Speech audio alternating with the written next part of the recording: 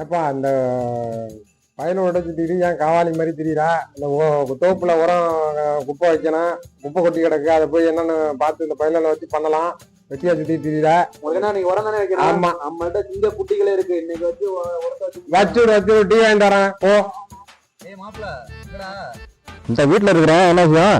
சரி நீ நம்ம தோப்புல ஒண்ணு சின்ன வேலை இருக்கு, வேலையை முடிச்சோம்னா நைட்டு பார்ட்டி. ஓகேவா?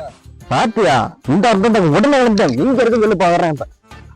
சரி ஓகே வந்துருங்க. சரி நான் வந்துட்டேன். நைட்டு பார்ட்டி இருக்கு. டக்கு டக்குன்னு வந்து சரி மண்ணை தள்ளிட்டு போய் அந்த சைடு போய் அங்கடா. ஒரு வேலையை முடிச்சாச்சு.